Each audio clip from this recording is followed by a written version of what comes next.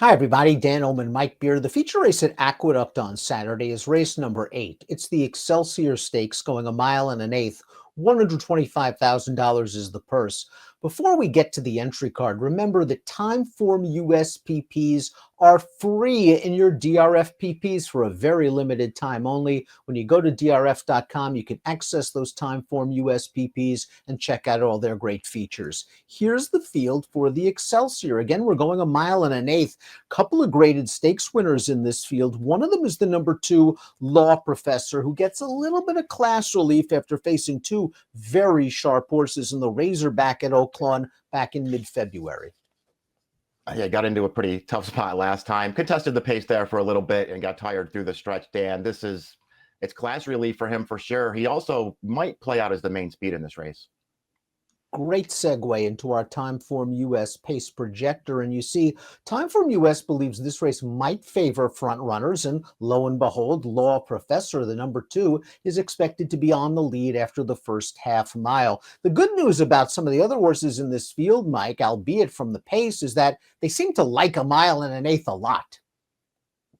Yeah, that's true. This is one of those 9 furlong races where you don't really have to worry about the distance necessarily getting anyone beat. We'll see if the pace plays out this way, Dan. If it does, I suppose it just makes Law Professor that much tougher. But I didn't think he was necessarily like some kind of huge standout in this race. A horse with good tactical speed and a cozy inside post position is the number 1, Curlin's Wisdom. Only raced once previously in a stakes race. That was in the 9 furlong Empire Classic for New York breds. Ran a good second that day, and now we'll check out his most recent effort, an open third level allowance going the 1 turn mile. Curlin's Wisdom moves into third as we pick up the video and is going to grind his way into the runner-up position. I thought this was a good effort for this horse, Mike. He's a big price in here. He has to take a step forward against tougher competition, but he is in good form. Yeah, he's in really good form right now. Just keeps showing up running good races. His problem here is, and I thought he was a good second here, Dan. He just bumped into a really hot horse, Bourbon Calling, now 3 for 3 off the claim. He earned a triple-digit buyer winning that race, and Curlin's Wizard just couldn't catch him. But man, he shows up. He runs every single time. He actually has a really nice running style for this race too. He's a little bit adaptable to different paces, and I really don't think 9 furlongs is too far for him. Your morning line favorite, the number 2, Law Professor, was the best the last time you raced at Aqueduct, going a mile and an eighth. It was over a wet track, but he basically just parlayed a 3-wide tracking trip into a nice win in the Queens County. They tested him in the Razorback last time out. He was part of the pace, and he just caught horses like Last Samurai, came back to win the Essex with a 101 buyer. West Will Power came back to win the New Orleans Classic with a 109 buyer. He might be the best horse. He might get the best trip. He's going to be a short price. Yeah, he's supposed to go favorite in here, I guess. And if he does make an easy lead, I guess that just makes him that much tougher, Dan. He did look good winning the Queens County 2 starts back. I didn't really think much of that field. To me, he was just sort of doing what he had to do there, but he won it easy. You know, I won't hold the Razorback against him last time. Obviously, the 1-2 finishers of that race are both pretty good. I didn't think this horse ran particularly well in there, but maybe this is just a much easier spot. The number 3, Bourbonic's big career victory came at a huge price. He was 72 to 1, if you could believe it, for a Todd Pletcher trained runner. It was at a mile and an eighth. It was at Aqueduct. It was in the Wood Memorial. Now, he's never really panned out since that race, but he's coming into this race off a couple of 1-turn miles. Maybe stretching out in distance will help, but a lack of pace could work against this horse. Yeah, if they don't go fast early in this race, he's in big trouble. He just doesn't have any early speed at all. He did come with a nice run to win 2 starts back then. That was, sort of the right spot for him, but he also made a really nice late run to close that thing down. I mean, he was in that Queens County a few races back there against Law Professor, Dan, and, he just never really made an impression on that race. Trips very important to him.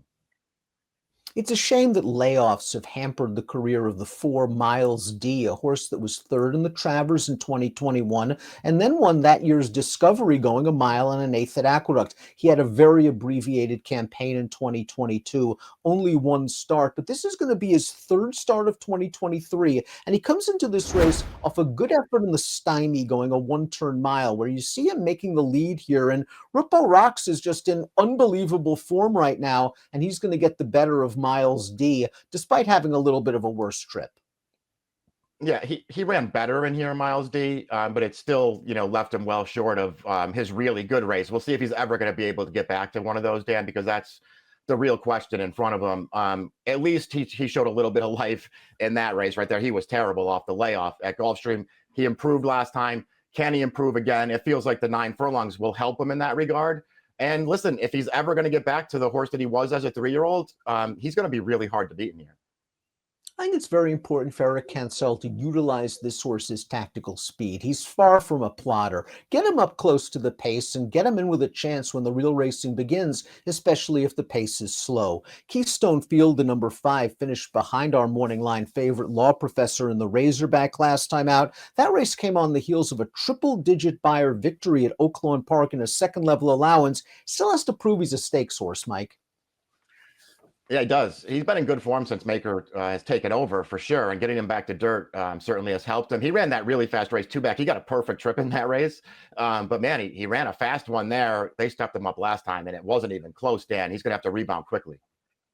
Uriah St. Louis has done just a great job with the 6 Forewarned, a horse that's earned almost $1 million in his career. He won the Excelsior last year. He loves distance, and he seems to like the Aqueduct main track. Now, he actually turned back to a pretty sharp distance for him, 1.70 miles last time out at Parks, and he got it done from off the pace in the Washington Crossing Stakes. We see Forewarned duck down to the inside. He's game to win. He's an old class horse, but another one that needs a little help up front. He's going to need some pace to run into. It doesn't seem like he's going to get it here, but maybe this race will be a little more honest than the pace projector thinks it will. You know he's going to show up and make a run, Dan. That's usually what he does, and as you've already pointed out, 9 furlongs is great for him. He's another one, though. It's all about pace. It's all about trip, and sometimes it's all about placement, but I think he fits pretty well in this field. Both of Portos's lifetime victories have come at 1.1 miles, and he was 3rd in the 2020 Withers at this distance at Aqueduct. He just really hasn't panned out. He's more of a plodding, grinding type. You could argue maybe 1.5 miles is what's best for Portos. He just really hasn't seemingly got much better since 2021 or so, but he's now with Tom Morley, who does good work first off the trainer switch. Yeah, I agree with that. Yeah, it's true, though. He never really did pan out. He ran some good races early on when Pletcher had him, but it never really all panned out for him. He has actually shown a little bit more speed in his last 2 races. I thought that was interesting. We'll see how they ride him in here.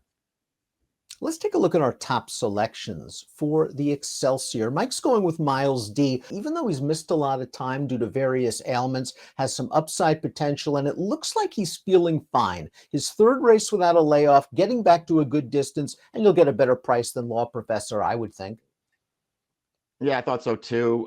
This is kind of the make or break race for him, I think, Dan. He's going to have to prove that he can still be the horse that it looked like he was going to be as a 3-year-old. A little bit of improvement last time.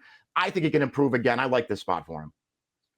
No reason not to get aggressive with Law Professor, breaking from post position 2 in a relatively short run into the first turn. If he can get to the front and back down the fractions and run back to some of his old races, I think he should win. Unfortunately, the price isn't going to be there. Same Quinella for us. 4213 for Mike, 2461 for me. It's the Excelsior at Aqueduct on Saturday. Good luck.